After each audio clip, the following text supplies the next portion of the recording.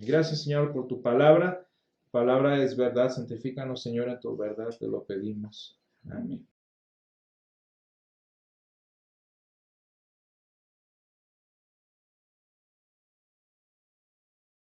Y hermanos, estamos ya casi al final de la estación de Cuaresma. Nos quedan solamente 2 semanas, las que, bueno, seguimos reflexionando sobre la obra del Señor por nosotros, sobre este camino que Él emprendió desde el monte de la transfiguración hasta el monte de la crucifixión.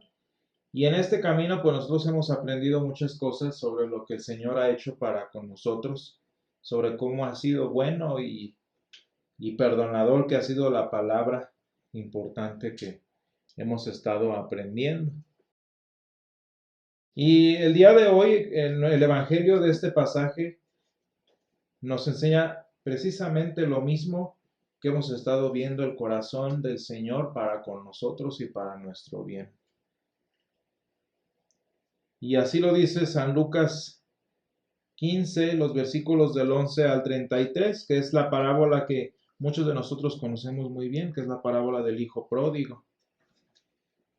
Y hermanos, en esta parábola nosotros aprendemos muchos aspectos importantes, como por ejemplo lo es la gratitud al Señor,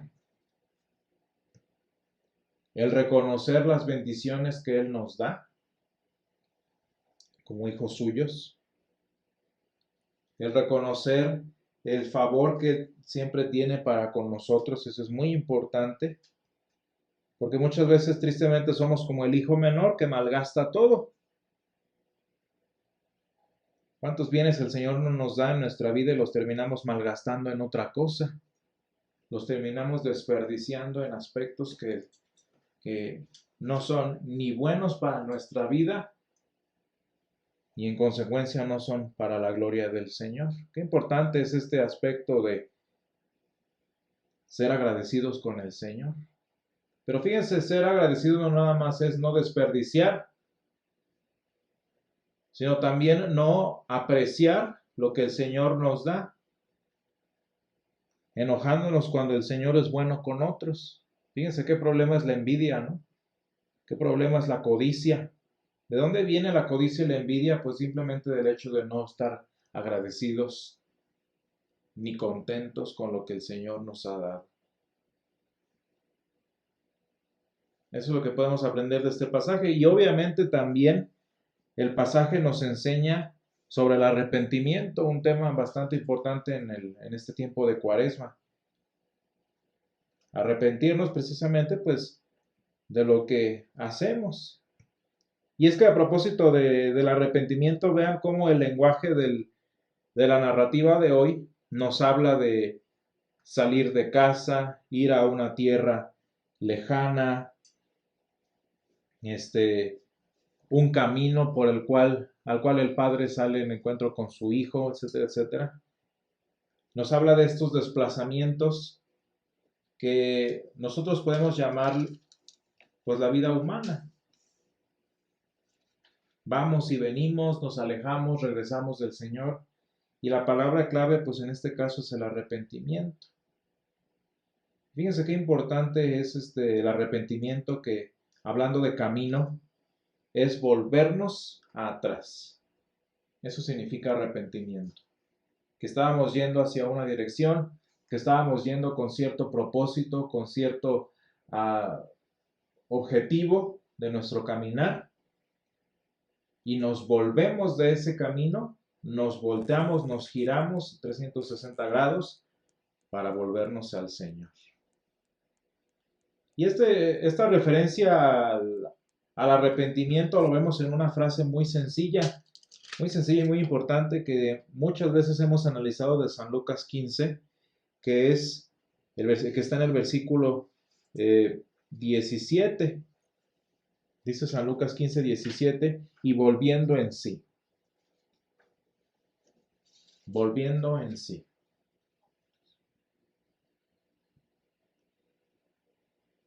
Y le decía, estaba platicando con mi hermana en la semana sobre una expresión, una expresión en coreano que se utiliza también en el taekwondo, que es Sinchan Chariot. ¿Y qué significa esto? Pues bueno, Sinchan son los sentidos, la atención, como el raciocinio, por así decirlo, y Chariot es simplemente regresar a. Y entonces, si ustedes se fijan, la traducción,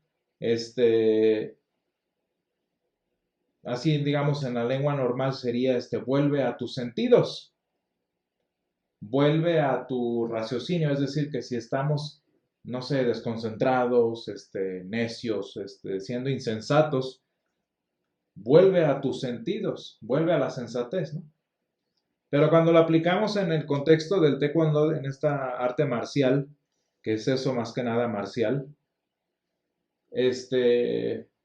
esta orden, vuelve a tus sentidos, en el taekwondo es una acción de volver a la posición original, que es la de firmeza. De cualquier posición en la que se esté, de cualquier movimiento en el que se mueva, esta expresión se utiliza para volver a la posición original.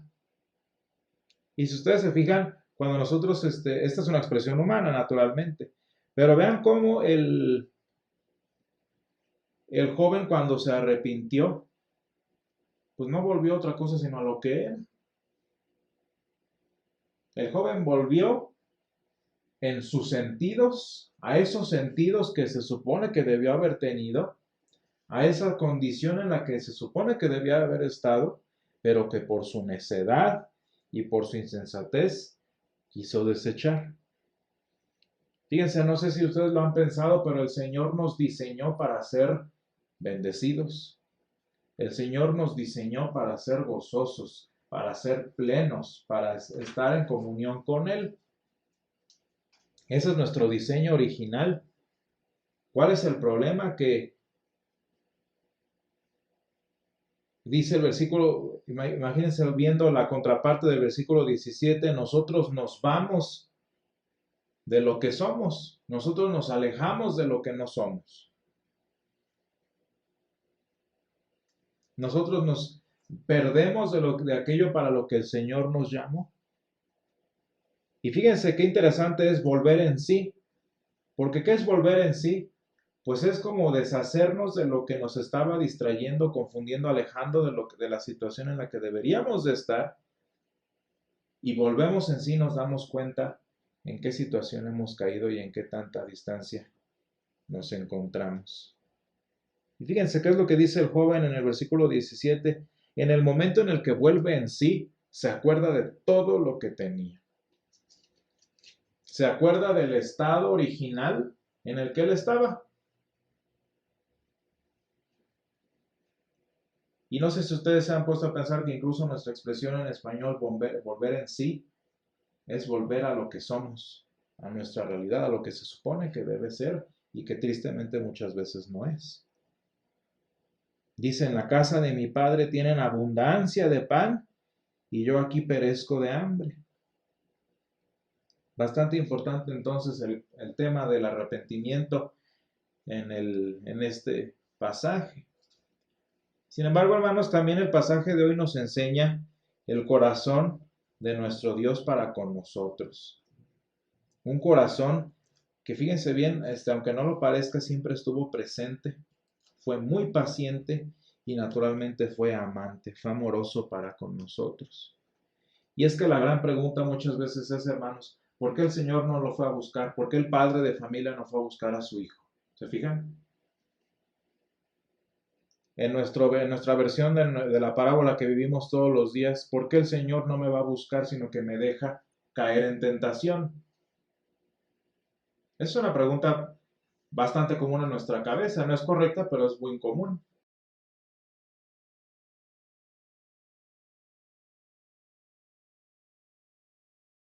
¿Por qué caemos en las circunstancias en las que caemos y el Señor no nos va a sacar de allá? Y es que fíjense una cosa muy importante, y esto lo aprendemos también en muchos otros pasajes, y esto es lo que nos enseña el Señor también en su palabra y en sus sacramentos. Gracias a que el padre de familia se quedó en casa, y no persiguió a su hijo, el hijo tuvo a dónde regresar. El hijo tuvo a quien buscar y el hijo sabía que allí iba a estar su papá.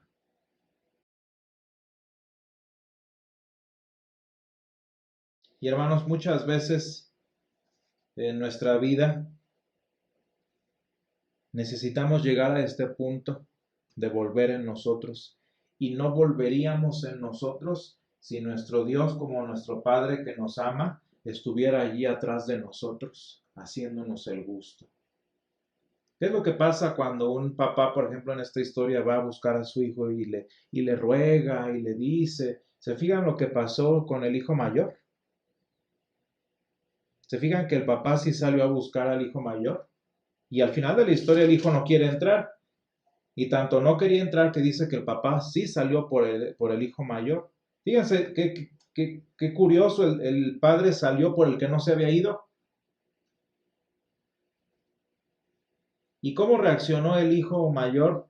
Le reclamó. Y si ustedes se fijan, el hijo mayor, por lo menos en la parábola que el Señor dijo, el hijo mayor no volvió en sí.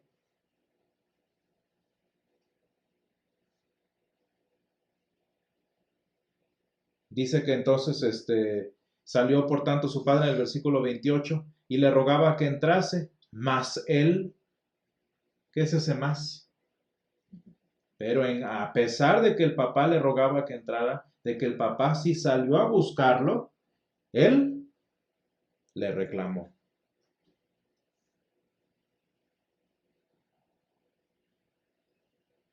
Qué interesante, ¿no?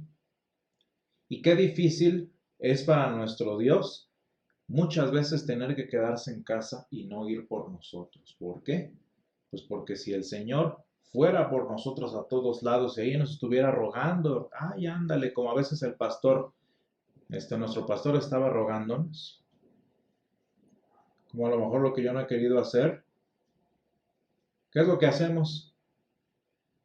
Nos enojamos, nos alejamos más, empeoramos, y entonces muchas veces el Señor con el dolor de su corazón, ¿qué es lo que tiene que hacer? Quedarse en casa esperando que volvamos en nuestros sentidos. Y pero hermanos, fíjense cómo es un corazón presente, porque aunque no va por nosotros, ahí está. Aunque no nos está rogando, ahí está, esperando el momento en el que volvemos en nosotros. Y a diferencia de nosotros y de nuestros papás, el Señor no viene y nos dice, te dije. Aunque sí nos dijo y nos dice siempre. ¿Qué es lo que estaba haciendo el papá en esperando por el hijo menor?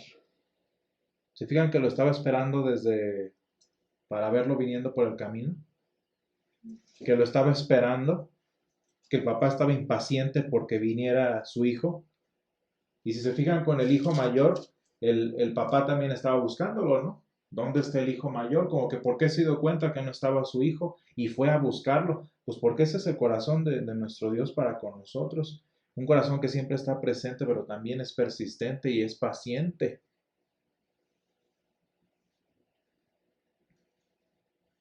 Y que nos busca y quiere que regresemos a los sentidos, quiere que regresemos a lo que en lo que nosotros estamos. Y es que fíjense que en el pasaje que leemos, los dos hermanos estaban en la misma condición espiritual. Uno en ingratitud, perdón, uno en ingratitud y lejos físicamente, lejos literalmente de su padre y obviamente también espiritualmente. Y el otro también en ingratitud por reclamarle al papá y lejos espiritualmente del corazón de su papá, porque en lugar de alegrarse con su papá, en lugar de compartir el corazón del papá con el que siempre había estado, se enoja y reacciona en contra, se enoja y reacciona opuesto a como el papá reaccionó. Se fijan que si el hijo mayor hubiera estado en sintonía con su papá, ambos hubieran alegrado por el regreso de su hijo. Pero vean cómo el corazón del hermano mayor estaba tan alejado del corazón de su papá como el del hijo que se fue. El hijo menor debió haber tenido el mismo corazón de su papá como para valorar el trabajo, como para querer trabajar con su papá, como para atesorar los tesoros mismos de su papá. ¿Y qué hizo? No, dame lo mío y yo me voy. Y el hijo mayor, en lugar de tener el corazón del papá, el amor del papá por su familia, por su hijo, se enoja porque a mí no me has dado nada.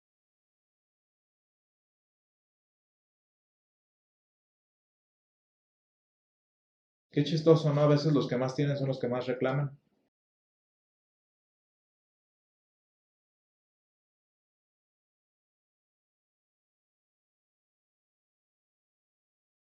Y entonces, hermanos, cuando nosotros analizamos nuestra vida en comparación con ambos hijos, ¿cuántas veces no estamos igual de desintonizados, igual de ajenos al corazón de nuestro Dios? Una de dos, o nos vamos como nos fuimos desde que nacimos, como nos fuimos desde que hemos sido enemigos de nuestro Dios, o como cuando incluso estando en la fe, nos vamos de la fe del Señor, nos apartamos de su palabra, o incluso como cristianos en casa, como cristianos de domingo, como cristianos de cada 8 días, que vivimos tan lejos aunque estemos sentados en el templo. Que tenemos un corazón tan lejano, aunque nuestra vida sea trabajar la misma tierra que el Señor trabaja. Lejos físicamente y lejos espiritualmente, hermanos. ¿Y cuántas veces nosotros no caemos en ambos? Y sin embargo, qué importante es para nosotros que tenemos un lugar a donde regresar. Que tenemos un Dios que nos ha dado todo, que tenemos un Dios que espera, un Dios que está allí presente y un Dios que está dispuesto y expectante para vernos regresar. Pero lo más bonito yo creo que todo esto es que nuestro Dios, nuestro Padre, hizo algo que el Padre aquí de familia no hizo. Y es que si ustedes se fijan, el Señor Jesús, cuyo corazón sí estaba en una con el del Padre, el Señor Jesús cuyo Padre tenía el mismo corazón para nosotros, como dice el apóstol San Pablo, nosotros sus hermanos. El Señor Jesús que sí compartió los anhelos de restauración que tenía nuestro Dios para con nosotros. Fíjense bien, en Filipenses 2:5 dice, no escatimó el ser igual a Dios como cosa que aferrarse, sino que se despojó a sí mismo, tomando forma de siervo, hecho semejante a los hombres, y estando en la condición de hombre, se humilló a sí mismo, haciéndose obediente hasta la muerte y muerte de cruz. Y qué interesante es, hermanos, que el Señor hizo lo que nosotros no quisimos hacer, no queremos hacer. ¿Y qué hizo el Señor Jesús? Se despojó de todo lo que Él sí tenía, de todo lo que Él reconocía que sí le había dado nuestro Dios, que sí había tenido, y se despojó para dárnoslo a nosotros. Qué distinto al corazón del hijo mayor, ¿no? Qué distinto al corazón del cristiano muchas veces, que no se despoja, sino que quiere amontonar todo lo que el Señor le da. Qué interesante que el Señor Jesús hace lo que nosotros no hacemos y se despoja a sí mismo para dárnoslo a nosotros. Y qué interesante mucho más es que el Señor sí fue entre los cerdos, el Señor sufrió el hambre en la peor de nuestras humillaciones, como dice el versículo 8 de Filipenses 2, y volvió en sus sentidos cuando nosotros no pudimos volver. Y el Señor, estando en esa humillación, estando en esa miseria que es la nuestra, Él sí volvió en sus sentidos cuando nosotros no pudimos, para que nosotros con Él pudiéramos volver a nuestros sentidos, pudiéramos volver a lo que éramos. ¿Y qué es lo que dice? Fíjense qué interesante, dice, por lo cual Dios también le exaltó hasta lo sumo y le dio un nombre que es sobre todo nombre. Y lo más bonito es que así como el padre de familia exaltó a su hijo después de haber regresado, nosotros aquí en este pasaje íbamos allá atrásito del Señor Jesús. Y así como nuestro Dios exaltó a Jesús hasta lo sumo, también el Señor Jesús nos jaló de pasada y nos ha hecho, como hemos estado estudiando en Pedro, en la epístola de San Pedro, nos hizo real sacerdocio, nos hizo nación santa, nos hizo un pueblo adquirido por Dios, nosotros sin haberlo merecido, nosotros después de haber malgastado todo lo que teníamos y nosotros sin siquiera haberlo buscado. Y hermanos, qué interesante es que nosotros tenemos un hermano mayor, que es como lo maneja San Pablo, que se despojó a sí mismo y que cuando fue exaltado hasta lo sumo nos llevó de pasada y nos permitió regresar a nuestros sentidos, como nos llama que lo hagamos todos los días. Y hermanos, en esta cuaresma regresemos a nuestros sentidos, despertemos de nuestro aletargamiento, de nuestro desperdicio de los dones del Señor y volvamos a nuestros sentidos, que tenemos un Padre que nos está esperando y que está allí paciente, dándonos un lugar hacia donde regresar. Gracias, Señor, te damos por tu palabra, porque tú has sido bueno, Señor, y paciente con nosotros. Te damos gracias, Señor, porque tú eres ese Padre amoroso que siempre estará allí, Señor, presente, que siempre estará allí, Señor, para nosotros y que siempre habrá de guardarnos, Señor, un lugar junto a sí. Y gracias te damos, Padre, porque el único Hijo tuyo que tuvo tu mismo corazón no estimó el ser igual a ti como cosa que aferrarse, sino que se despojó de todo. Y Señor, no solo se despojó para dárnoslo, sino que cuando Él fue exaltado y Él fue restaurado, Señor, también nos restauró a nosotros y también, Señor, nos levantó a cada uno de nosotros. Y gracias te damos, Padre, porque a través de Jesús y a través de su obra por nosotros, tú nos permites volver a nuestros sentidos, Señor. Ayúdanos en esta cuaresma a volver a lo que somos. Ayúdanos a arrepentirnos, Señor, y a reaccionar como tú quieres que reaccionemos, para que, Padre, podamos disfrutar contigo de tu presencia y de lo que tú nos llamaste a hacer. Todo esto te lo pedimos en el nombre de Jesús. Amén.